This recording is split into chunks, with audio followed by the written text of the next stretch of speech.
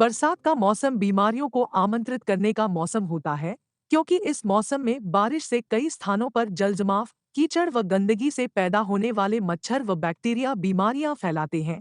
इसके अलावा मौसम में नमी के कारण बैक्टीरिया अधिक फैलता है। बरसात के मौसम में होने वाली बीमारियों में डेंगू सबसे घातक बीमारी मानी जाती है। डेंगू बुखार भी मच्छरों के काटने से ही फैलता है, लेकिन डेंगू फैलाने वाले मच्छर साफ पानी में ही पैदा होते हैं। इस बात का विशेष ध्यान रखें। एडिस मच्छर के काटने से फैलने वाले इस रोग का प्रभाव मरीज के पूरे शरीर और जोड़ों में तेज दर्द के रूप में होता है। इससे बचने के लिए मच्छरों से बचें और घर से निकलने से पहले शरीर को पूरी तरह ढककर रखें।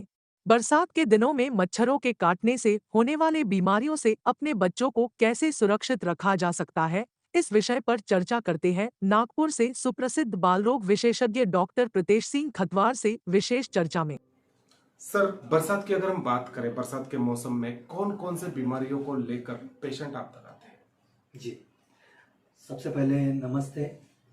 आपके सभी प्रेक्षकों को मेरी तरफ से हैप्पी मानसून।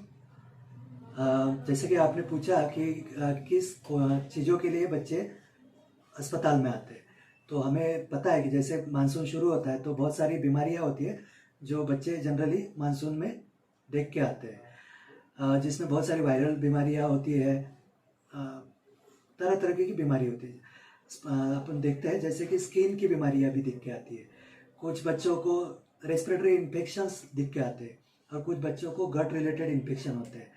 इसके अलावा कुछ बीमारियां मच्छर से पैदा होने वाली बीमारियां भी दिख के आती है, जैसे कि हम डेंगू, मलेरिया, इस तरीके की बीमारियां हमें मतलब बढ़ के दिखती है इस मानसून सीजन में। सर, जैसे कि आपने बताया कि डेंगू और मलेरिया प्रमुखता से बरसात में होने वाली खास ऐसी बीमारियां हैं।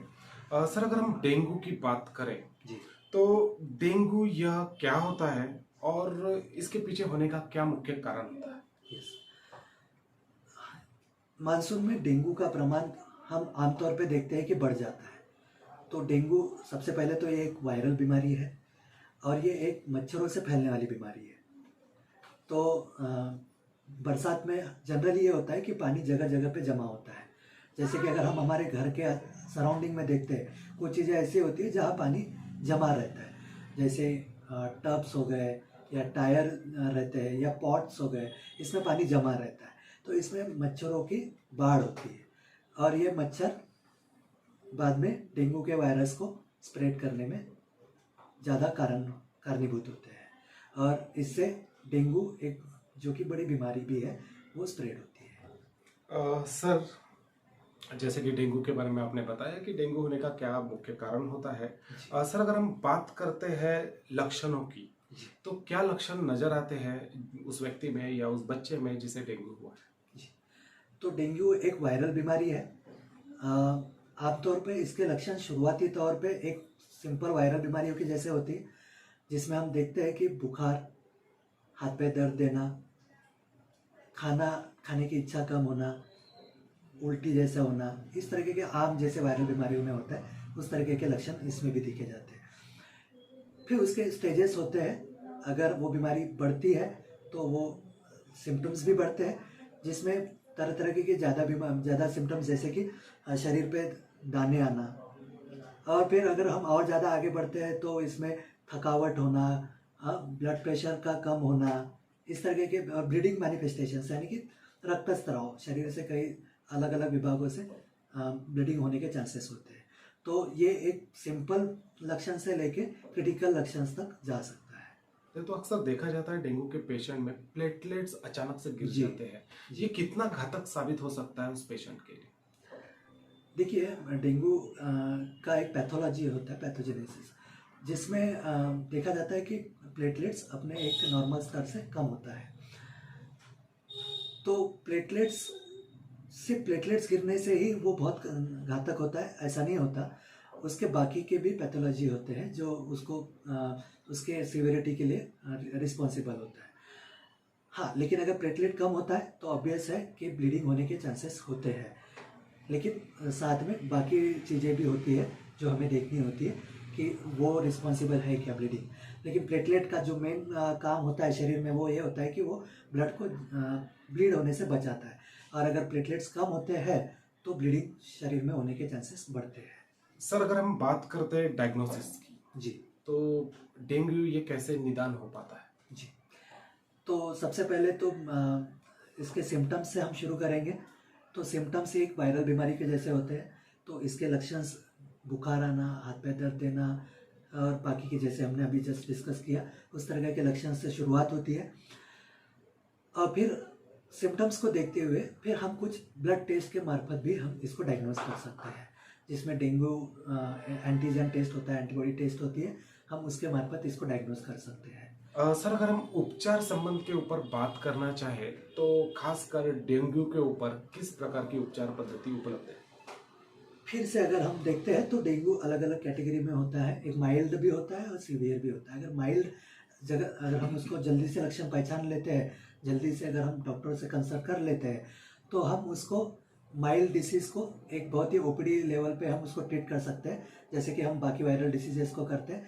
सिंपल पैरासीटामोल रखना और पैरासीटामोल से बुखार कंट्रोल करना और जो बाकी की जो सिम्प्टोमेटोलॉजी ट्रीटमेंट होती है उससे हम कंट्रोल कर सकते हैं।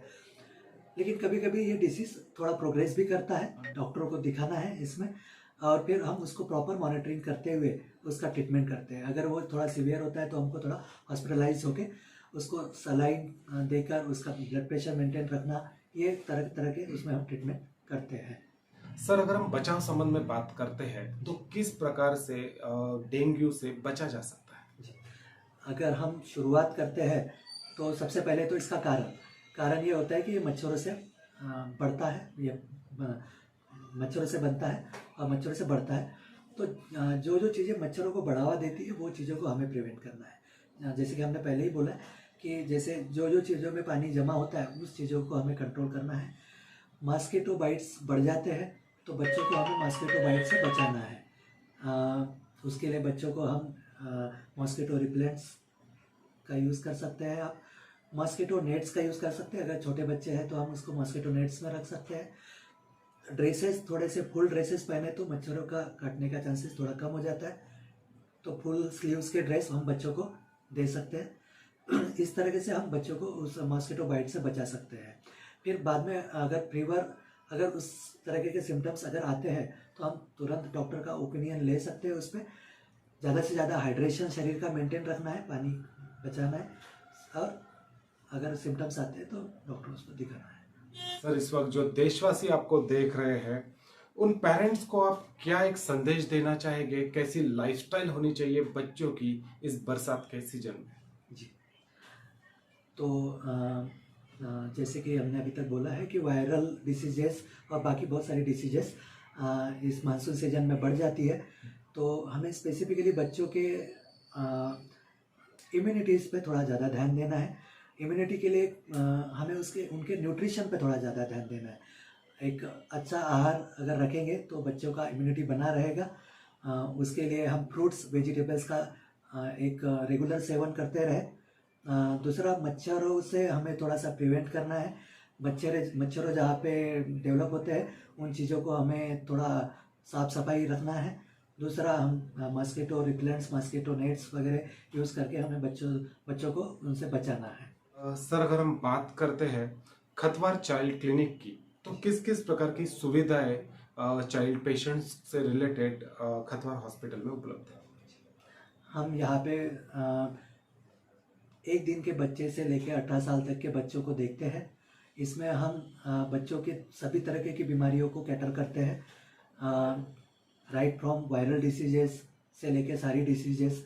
छोटे बच्चों में हम इम्यूनाइजेशन, वैक्सीनेशन, नेबुलाइजेशन, ये सारी सर्विसेज देते हैं, और न्यूट्रिशन रिलेटेड जो एडवाइस होती है वो सब हम यहाँ पे देते हैं।